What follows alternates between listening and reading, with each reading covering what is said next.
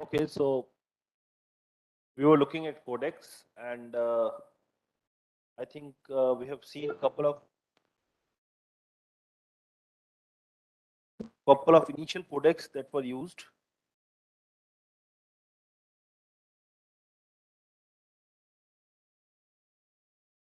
So we already talked about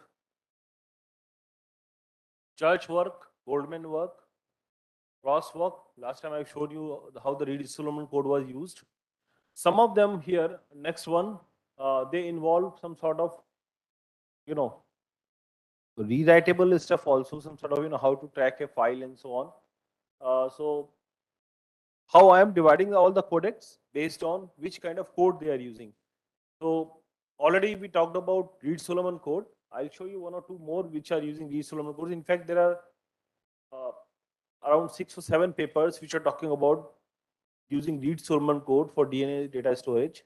Each are having a different kind of scheme that they are doing it. And so I'll cover two of them now. I mean, one of them now. And then,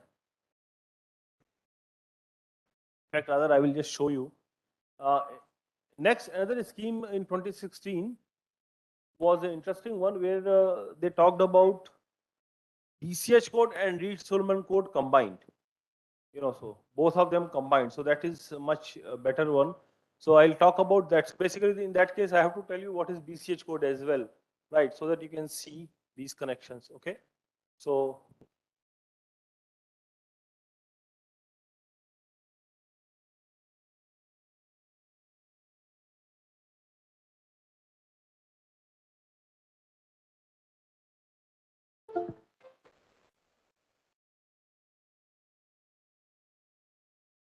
first of all,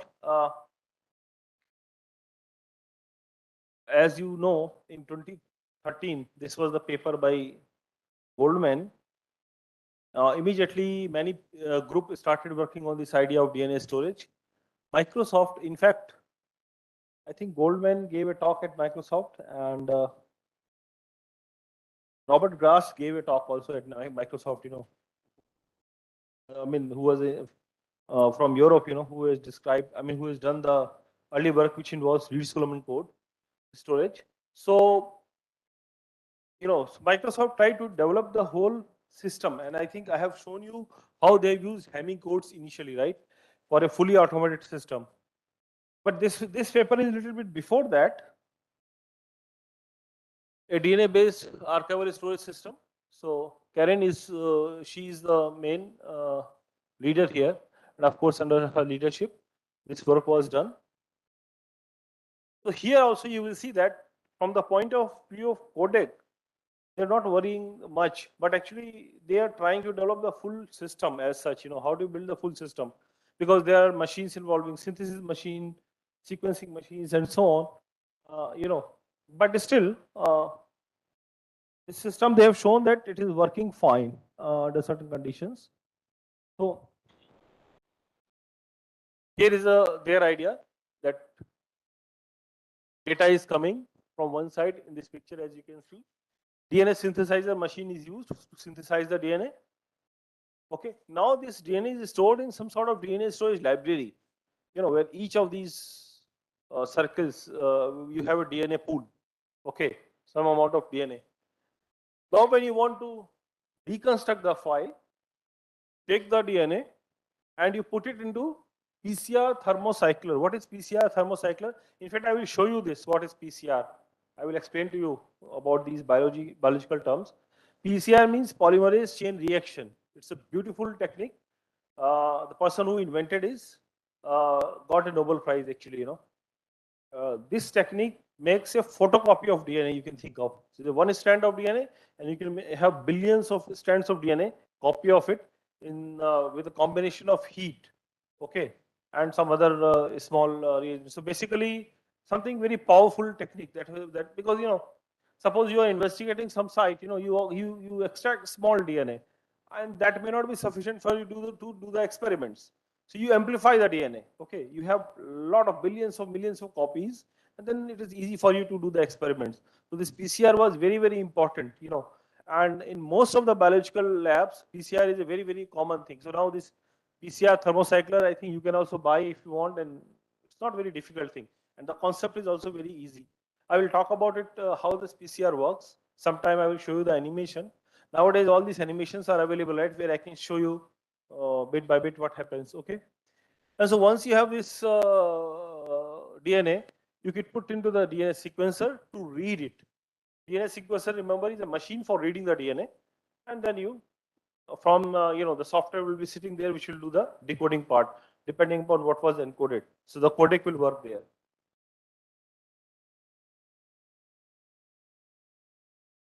So this is kind of a archival as well as random, but it's not very random, but it's access DNA data storage model was proposed by this Brunhold and all these people which I showed to you. So they have some sort of key system. So I will not describe too much about the file system here. I'll talk about it when I'll discuss more about the different file system that have been evolved in the DNA storage system. But actually, so you have a data storage, you get put key value, and which will tell you, so encoding of DNA fragments with key, and with error detecting codes, and that goes into the whole pipeline, And so these keys, key one is a PCR primer. What is PCR? So I told you. Primer is also another. Primer is normally called for a small short DNA strand, is known as primer. In fact, I will give you one lecture full of primer. There are a lot of interesting things about primer. So, to determine the pool in which the data encoded DNA is stored, so this key one is used, and then key two is used for indexing. The combination gives you put key value. Similarly, there is a get key value, put key value and get key value, So how the file system is described here, So we'll talk about this more when we'll talk about the file system, so I'm not worrying about it right now. I'll just show you the basic codec that they used.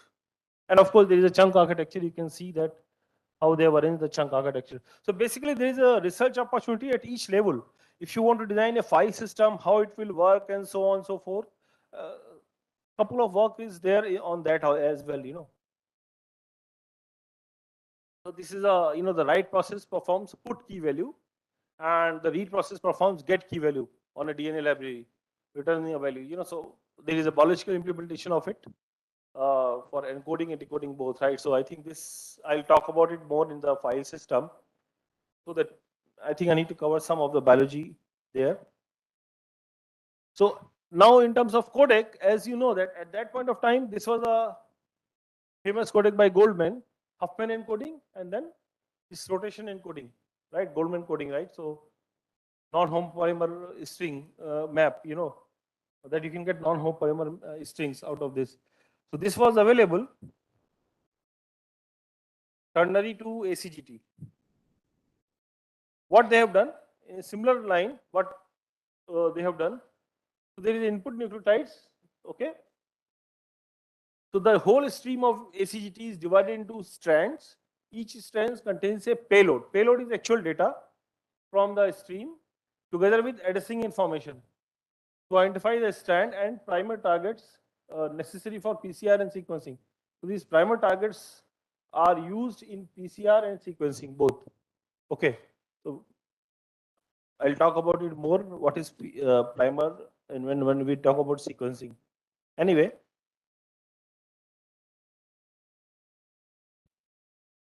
So left hand side picture is what the kind of encoding scheme proposed by Goldman, which we already talked about.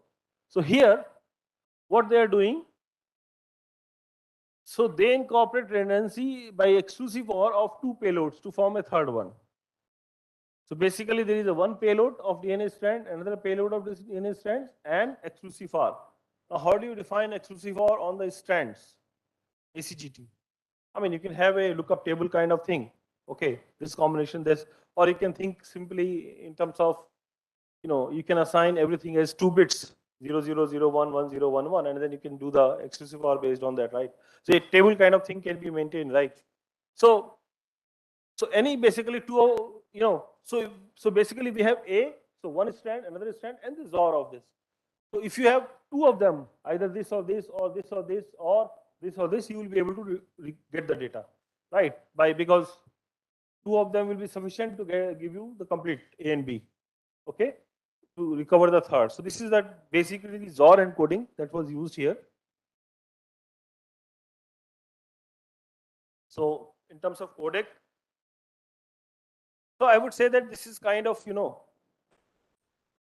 initial tryout. Okay, so this was, I think, the first paper from the Microsoft team in 2016.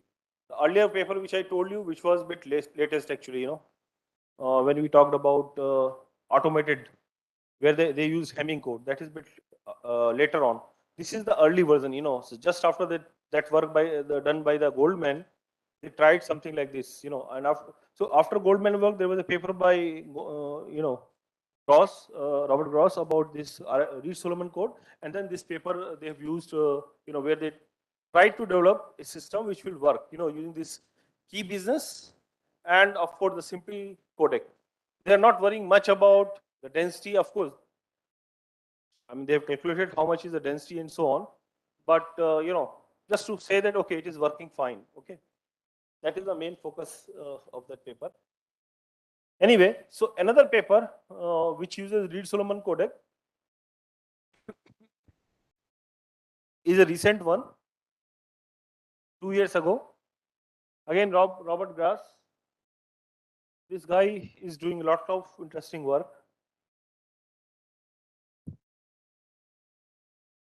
So here, actually, so this, I mean, you can download this paper. It is freely available as open access. By the way, whatever paper I am using, you need to kind of read them. If you want to know any more details about anything, you need to read these papers. So I think till now, already have used 10 to 20 papers, maybe 15 to 20 papers. So that is your reading material actually, right? If you want to know more, whatever I have told you, you can always go back and read those papers. Okay. So remember the Gross earlier work where they used Reed-Solomon code twice, inner coding and outer coding of Reed-Solomon code. Last time I told you. Here also, so what they do first, they do a randomization of the data. Okay. So they are doing randomization of the data to make sure that, this kind of basically, so, they can have the probability of occurring of homopolymer bits is less. So basically, A, C, C, G, G, T, T will not happen, or the probability is very, very less. That is one thing that they have done. Okay. And so they organize the data stream into 10,977 sequences of length 14 into 6 bits, and which are seen as 6 blocks of 14 bits for the outer decoding strategy. Then he used Reed-Solomon code of length 16,383 with symbols from the field 2 raised power, 14, right? From that field is used, and then they added around 5,406 parity bits. You can say the Reed-Solomon code there, all that thing, and then they used again inner coding is with another Reed-Solomon code with basically over this from this field 0 to 2 raised power 6 minus 1, all those elements, and then finally they use this map 0 goes to A, 1 goes to C, 1 goes to G, and 1 goes to T. Okay, so I would say that fine. I mean, but plus point about these papers are they design these mechanisms, they use this codec, and they do the experiments, and so show you that it is working. Okay, so it was able to recover errors and everything. Okay, so here they've used two different kind of Reed-Solomon codes for correcting errors. Okay, uh, okay, so that is something. So I'm not going into too many details about this paper, but at least I gave you some idea about it, how they're using again inner coding and outer coding for the Reed-Solomon code. Okay, so next paper which I'm going to talk about, which is a bit from early generation, something around I think 2016 or so, and this paper is by Church from Harvard, who gave the first paper. Well, so now this time Church has used two kind of codes. One is BCH code, another one is Reed-Solomon code. And you see that this time he is able to take care. In the previous work, there was no error correction in his approach, but this time he was able to take care of a different kind of errors, like swap errors of the data, or insertion deletion, those kind of things. He's able to take care of it. So I'll show you what is his approach and model. Before describing that paper, we need to talk about BCH code. What is BCH code? Now, Hamming code. Hamming code length, if I look at binary Hamming code, length is 2 raised power m, dimension is 2 raised power m minus 1, and minimum distance is 3. So it can correct single bit of error, right? Now, Bose and Chaudhary, of course, though with Indian origin, so they observed that Hamming code, parity check matrix. You remember the parity check matrix of the Hamming code? Those binary vectors as a column, right? All non-zero binary vectors. Suppose we look at length to 2 raised power m minus 7, right? So they observed that this kind of parity check matrix, where we assume that any two columns are linearly independent, right, out of this set, is able to correct. I mean, it is giving you distance 3, and it is able to correct single error. So the question was, can I add more columns? Basically, at the top there is one parity check matrix. At the bottom, can I add more rows? Basically, rather than column, can I add more rows such that I can correct 2 errors this time? What kind of rows in terms of columns? Basically, I'm saying that I'm adding more rows so that we can correct more errors. So what is the approach? A very simple, beautiful approach. I'm going to describe that approach. How to think about constructing a code, okay? And also, the same thing was also thought independently by Rockingham at the same time. So this is in the 60s, and that give rise to this BCH code. Very useful. I would say that you can think of them as a mother of all good codes is a BCH code, because especially in the case of block codes, block code means data stream is there, you divide into blocks and do the encoding accordingly. Okay. So now let us focus on the Hamming code. First of all, you just see that Hamming code that we constructed by looking at the columns of the parity check matrix, the non-zero, the binary expansion of the entries, right, of the field elements. Now, Hamming code can also be, you can think of it as a cyclic code. How? So suppose Gx is a primitive polynomial of degree m over Gf2.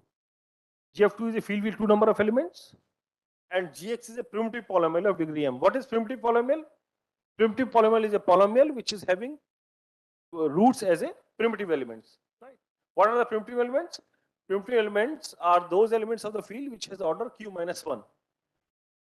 If the order of the field is q, order of the primitive element is q minus 1. Okay.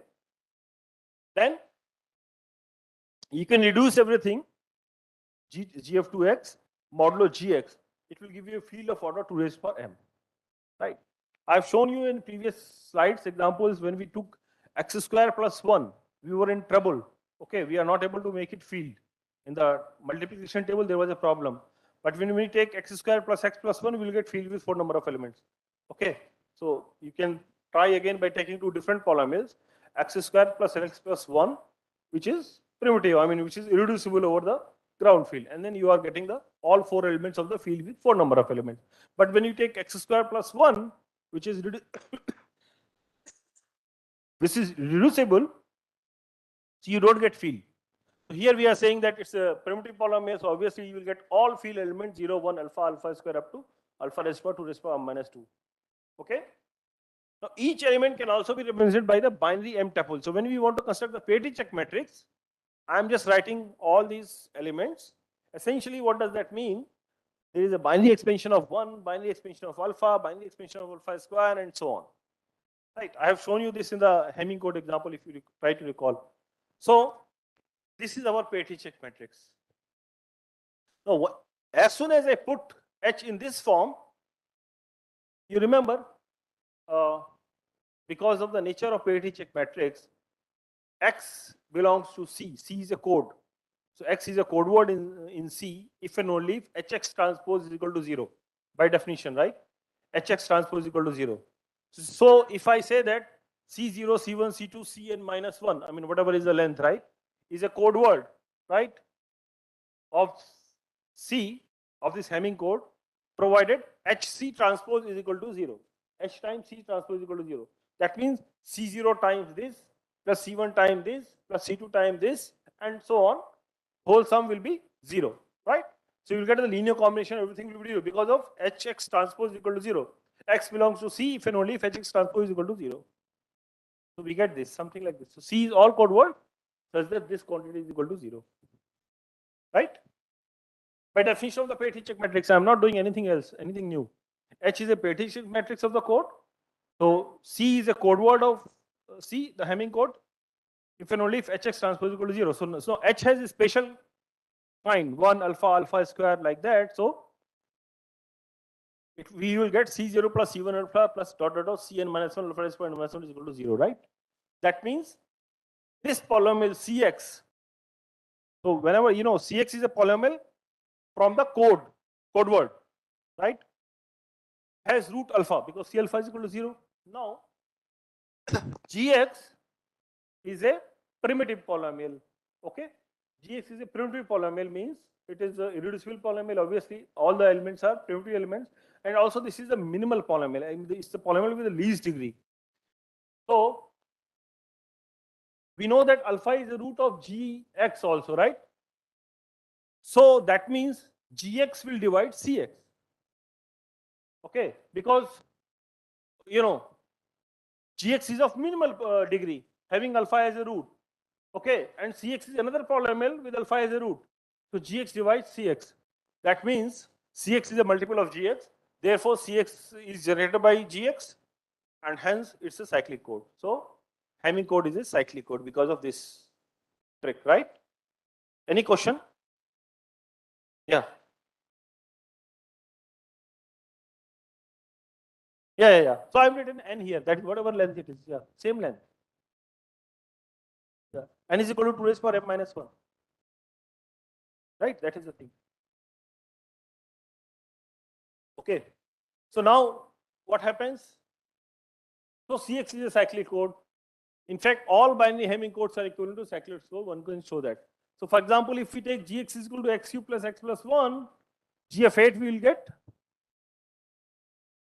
elements are this, field elements are this, right? And so then you can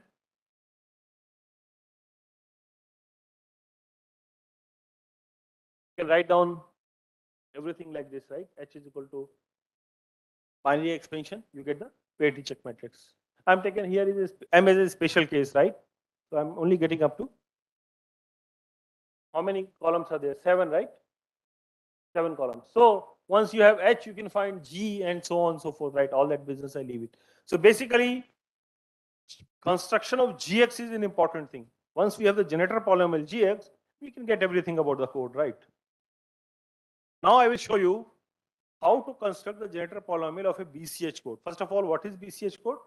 And I have shown you Hamming code is a cyclic code. A code is having a generator polynomial Gx means it is a cyclic code, right? Okay. So means you can write down all code words. So cyclic code means it's an ideal in the whole ring, the polynomial ring, if you remember those things. Okay. Now I am going to ask the basic question. So as I mentioned, Bose and Ray Chaudhary,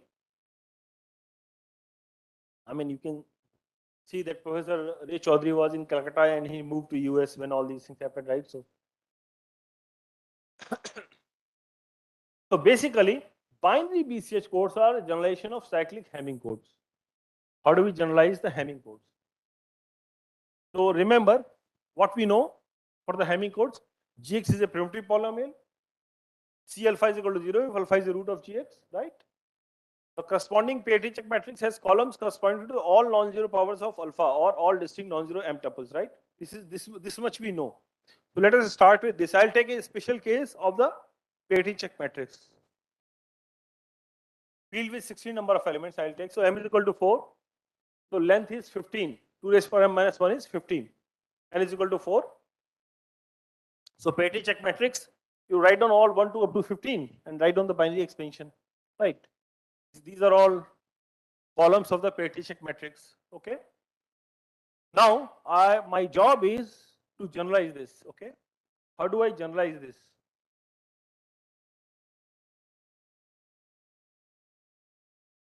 So my job is to generalize this. So I know that this code can correct single bit of error, right? And it has this property that any two columns are linearly independent. You take any two columns out of this matrix, they are linearly independent. So to generalize this, we are adding 4 more rows. There are 4 rows already. I'm adding 4 more rows. Just a specific example, but it will clear the concept. I'm adding 4 more rows. Now these rows are some function of the previous rows, which I don't know. I need to find this function. Okay. So question is how to find fi. Again, algebra is very powerful, right? So I don't know this function, so I assume some function f is there. Now I put all the constraints. This code should correct 2 bits of error, right? I assume that thing and plug it into the system and see what happens, right? So how to choose fi?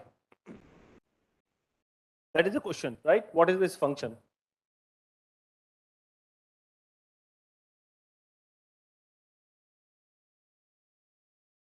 So remember, first of all, we are working in this field with 16 number of elements. So field is related by x raised to power 4 plus x plus 1. That is our polynomial, right? And so powers of alpha, polynomial representation of the field, and binary representation of the field. All elements can be represented, right? I'm just recalling field with 16 number of elements. So when we are doing arithmetic here, we are doing arithmetic in this field. Okay. So I may be combining these two polynomials or this, those, whatever, addition, subtraction, everything we are doing with these polynomials. Or you can think like this vectors. Okay. Now our original question. Suppose 2 errors occurred. So if there are 2 errors, then you know that syndrome will be what? X is sent, Y is received. Syndrome is HY transpose. Remember? It is a column vector. S1, S2. X is sent, Y is received. And we can compute syndrome. Syndrome by definition is HY transpose, right? H is the parity check matrix. So essentially, it will be some column vector S1, S2 here, right? So what is the value of S1 and what is the value of S2? So syndromes are nothing but basically suppose error occurred at ith and jth position. So what is Hi and Hj? Hi and Hj are columns of parity check matrix, right? So this will give us, so S1 S2 is equal to Hi plus Hj. That means S1 is equal to I plus j, the first block, because there we are having the values I, j, k, and so on, and at the bottom values f of I, f of j, f of k kind of thing, right? So that means S1 is equal to I plus j, S2 will be fi plus fj, whatever, right? If you look at this picture here,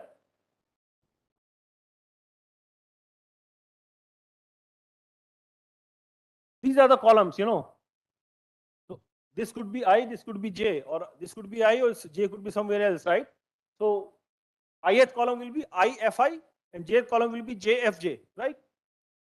And if error occurred at ith and jth position, you remember, so sum of these two columns, that's the property, right? So if the error occurs at I, jth position, the sum of those columns will be the syndrome. Okay, that is the property. So that means we are having these two equations. First, S1 is equal to I plus j.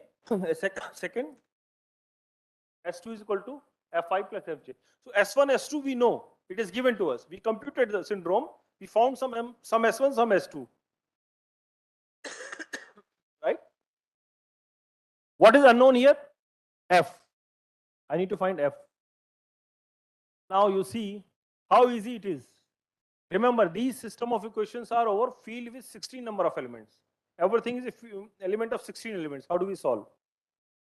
I mean, we will try trial and error. Of course, that's the easy thing. What we can do. So try Fi is equal to I square. Suppose Fi is equal to I square. Does it work? Now when I substitute Fi is equal to I square, this will be I square and this will be J square. S2 will be I square plus J square. I square plus J square will be I plus J whole square, because it's characteristic 2 will be 60 number of elements, right? 2ij will be 0 when you expand. So this is same thing as this, but then I plus j is S1, so you get S1 square. So no unique solution in GF16, right? You cannot solve. This is a problem. You can also try f of I is equal to I. I give you as an exercise. F of I is equal to I also does not work. F of I is equal to I square also does not work. We tried f of I is equal to I. That's the first thing.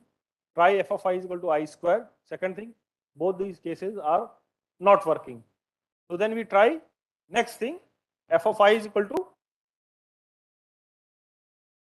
I cube. If it is I cube, then we have the system of equation I plus j is equal to S1 and I cube plus j cube is equal to S2, right? I can so S2 can be written as I plus j times this quantity by expansion, right? Simple algebra. I plus j is S1, and then we can write down I square plus j square is nothing but I plus j whole square, which is S1 square plus I into j. Right. So this implies that I can find the product. So I know the sum. I now I have the product. Product will be S2 by S1 plus S1 square. So if so basically it's kind of sum of the roots and product of the roots. So what is the polynomial?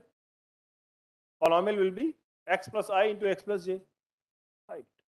I mean here either you write minus or plus is same thing. Its characteristic is 2, right? 1 plus 1 is equal to 0, right? This is nothing but this quantity, right? X square, so x2 square plus S1x plus S2, and this is the constant term, I would say, S2 by S1 plus S1 square, right? So now, this polynomial is known as error locator polynomial.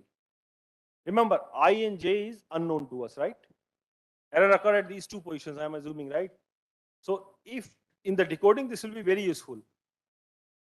Whenever you want to find out where the error is, you received vector is there, compute the syndrome, right? And syndrome will tell us which positions errors are. So in order to do the decoding, you need to solve this error locator polynomials, because the factorization of this will give you the positions where the error is. We are looking at only case of 2 errors. Things can be generalized in a similar manner. Okay, so decoding procedure. What is the decoding procedure? Compute the syndromes, right? Find the roots of the error locator polynomial, and once you find I and j, just flip those positions, right? I and j, just flip those positions. So if there is no error, syndrome will be 0, right? And if there is one error for 8 position I, it will be S2 will be I cube is equal to S1 cube. This will happen. Anything to see. So double error correcting decoding is what? You calculate the syndrome S1 S2. If S1 S2 is equal to 0, no error. If S1 is not equal to 0 and S2 is equal to S1 cube, one error at position I. If S1 is non-zero and S2 is not equal to S1 cube, solve for the roots of the error locator polynomial. If there are 2 distinct roots I and j, correct the errors at these positions by flipping the bits. Okay. If no root, one root or double root, do nothing, as more than 2 errors have been detected. Okay. And if S1 is equal to 0, S2 is not equal to 0, more than 2 errors have been detected. So this is the whole procedure. I mean, you can think of while decoding. So actually, why these conditions are, because the roots will be distinct only in some special case, because it's a degree 2 polynomial, right? So you will be able to determine them distinct roots only in this case, right? Okay. So the conditions are given there. So this is the decoding procedure for double error correcting BCH code, right? Let me show you some examples also. So now, we have found, so this is the parity check matrix of the Hamming code, the top row, right? Parity check matrix of the Hamming code. And the second one is cube of everything, because f of I is equal to I cube. So we have I cube. So for the field with 16 number of elements, we have something like this, right? Got it?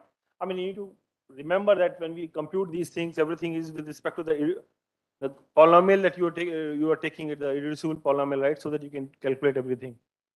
So now, the question is, I know that Hamming code is a cyclic code. I'm able to extend it to a BCH code, which can correct 2 errors. The idea I told you how they approach the problem, right? So the question is it a cyclic code? How do you find the generator polynomial of this code, which we constructed? I mean, where the parity check matrix is either this or this. This is double error correcting BCH code, okay, which we found by doing these calculations. So now, you see, in terms of expansion, the top 4 rows and the other 4 rows. This is the actual thing that we are able to do, right? 4 rows were there. I have asked for the function. Which function will give you the next 4 rows? Now this code can correct 2 errors. It's a very beautiful idea, right? We had this, Hamming code. Just ask a very simple question: how many more rows should I add so that it can correct 2 errors? The next, how many 3 blocks? So this is just one block adding. If you add how many more rows you can add, so you can correct 3 errors, 4 errors, 5 errors, and so on. T errors in general. So the beauty about BCH code is that the engineer decides T. Based on that, you can look at the parity check matrix. Essentially, we don't have to look at the parity check matrix. Actually, we can do everything with the help of GX, generator polynomial. That I'm going to show you now. Okay.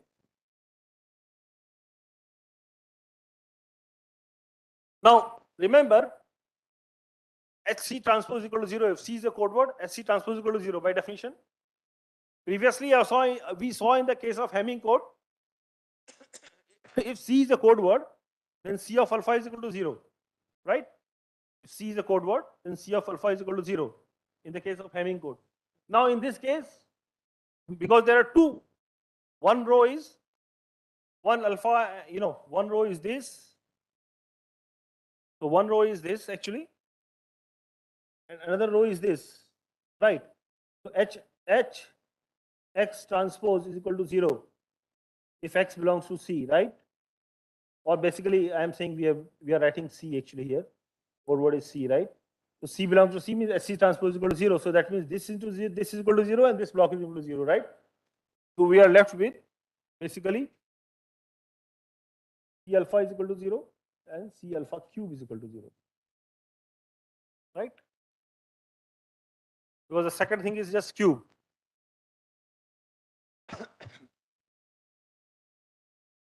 Then again, using the same idea that we look at the generator polynomial, right? So this time generator polynomial is product of M1x and M3x. What is M1x? Minimal polynomial of alpha. And M3x is minimal polynomial of alpha cube. What is a minimal polynomial? A polynomial of lowest degree having alpha as a root. Okay. So basically, once we look at the cyclotomic coset business, we make those cyclotomic cosets and the roots we distribute, and then write down on primitive elements and so on, right? On the right hand side, we write down the polynomials. So those polynomials, I'll show you the picture anyway. So those are minimal polynomials. So okay. So now we are ready with the BCH code that can correct 2 errors. These are the parameters. Length is 2 raised to power m minus 1, and dimension is 2 raised to power m minus 1 minus 2m. 2 is there. Hamming code, it was m. And distance is 5. It can correct 2 errors. Okay. And here is example for all these things. So in this case, M1x is this, M3x is this, so generator polynomial is this. You can construct everything. Once we have GX, we have the generator matrix, we have the parity check matrix, whatever you want, you can do it. Okay.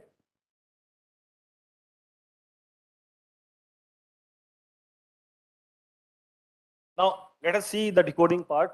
Suppose received vector is this. R is equal to this vector, right? Syndrome we calculate. Syndrome is, so you evaluate R at alpha in one portion, R at alpha cube at the second portion. Okay. Now I'll leave as a beautifully and easy exercise for you to show that under the field 16 number of elements by using the polynomial, R alpha simplifies to alpha raised to power 11 and R alpha cube simplifies to alpha raised to power 5.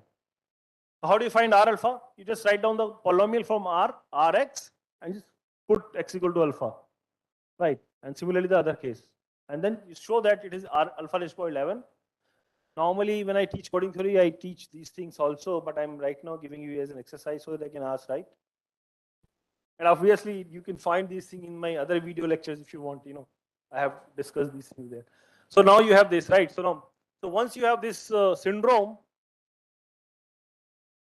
so I is alpha raised to 11, J is alpha raised to 5. So error locator polynomial is something like this, right? Sorry, that is S1 and S2. S1 is alpha raised to 11, S2 is alpha raised to 5. So you can find error locator polynomial, right? With S1, S2 values known. You simplify this, you find that the roots are alpha raised to 7 and alpha raised to 8.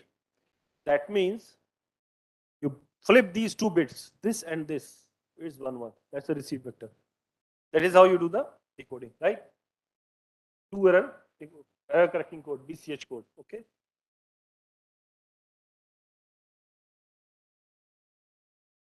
Here is another example. Again, we are in GF16. Received vector is this, length is 15. So it is 1 plus x is for 8 is Rx. Syndrome is this. Compute everything. For binary codes, we need to only compute S1, S3, error locator polynomial, and so on. I think I leave it go for this, but anyway. Now, the idea is how do we generalize this? So remember we had alpha raised for I in the Hamming case in the Petri-Check matrix. Then we tried f1 of alpha raised for I, which is the function, first function. You can try some other function in alpha raised for I. f1, f2, and so on. Suppose I want to correct single error, I will take first block. If I want to correct 2 errors, I will take 2 blocks. If I want to correct 3 errors, I will take 3 blocks, and so on. If I want to correct t errors, I will take t blocks.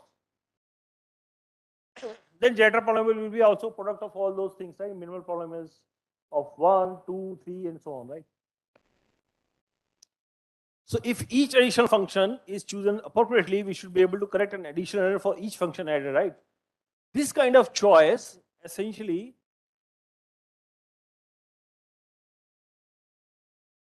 now you see when we constructed Reed-Solomon code, actually we were in the Petri-Check matrix, in the matrix business, we were also getting the same kind of thing there also. If you remember in the system of equations where we looked at, the powers of alpha were there actually. So that is that kind of matrix is a special name known as Vandermonde matrix. So here is the example of Vandermonde matrix. So basically the Reed-Solomon code that was generated, Reed-Solomon code was given by using this idea of polynomial business. You form the polynomials and then evaluate at certain points and solve the equations, right? Here, so we take this Vandermonde matrix. I talked about it earlier. If as long as lambda is are distinct, the determinant is non-zero. If we take lambda is equal to alpha raised to I minus 1, a primitive element, Petri-Check matrix is this. And where alpha square, elements of this column, alpha square, alpha cube, alpha raised to 2t are roots of Gx. Right, so this is 2t cross n. 2t cross n, right? Now, so 2t rows are there and n columns are there. If I take any 2t columns, by the way, there is a one result. If H is a Petri-Check matrix, I should mention here.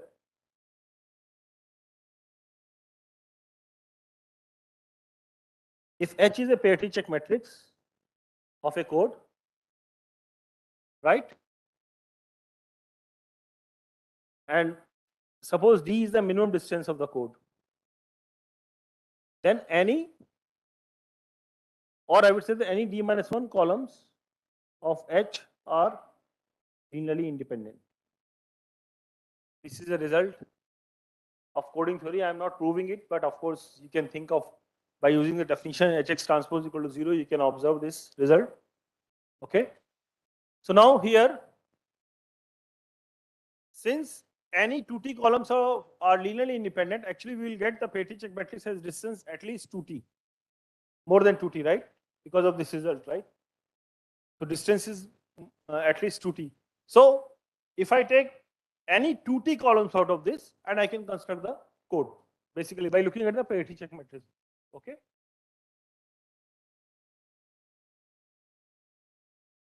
So now I'm going to describe the general thing.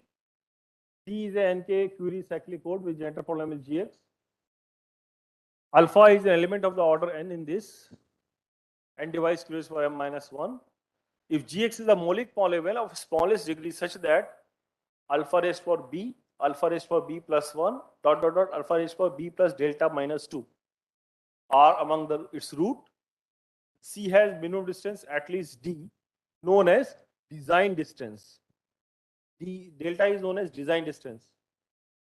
Gx has degree n minus k and is the product of the minimal polynomials of the roots. So Gx you can find by taking LCM of minimal polynomial of the first one, alpha raised for b, minimal polynomial of alpha raised for b plus 1, and so on. Okay. So you just compute the minimal polynomials. I will show you an example so it will be clear more. I'm giving you, of course, all these things require proof, which I am skipping right now. Otherwise, we can talk about BCH code a lot. Anyway, so the mechanism is delta is the design distance. And best thing about BCH code is because delta is in our hand. So the distance is at least delta. If I want to construct a code which can correct certain number of errors, I choose delta is equal to say something, right? So basically, I can choose a design distance so that I can choose a D. Once I can choose a D, right? So because you see, delta will determine how many polynomials you will take, right? And we know D. We know D, so that means we know how many errors we can correct. So it is a very, very flexible choice as an engineer. I want to correct 20 errors, right? Do this, right? Take delta this much. If I want to correct 100 errors, take delta this. Delta is known, so you know all these polynomials, and then you can take the LCM. Okay, that is the idea. So there are some special cases when n is equal to q raised to power minus 1, when alpha is a primitive element, it is known as primitive BCH code. If b is equal to 1, we call it narrow sense BCH code. Okay. Okay, I think last thing you can skip right now, by the way, but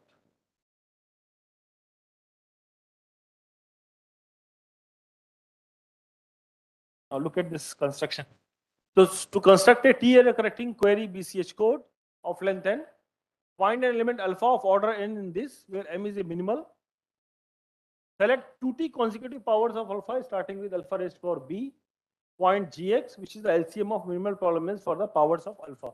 Okay, this is a technique, right? Starting from the design distance. So let us take an example. Alpha is the root of this. I want to construct a BCH code of length 31. N is 2 raised to power 5 minus 1. Right? So first we find the cyclotomic coset modulo 31. These are the cyclotomic cosets which we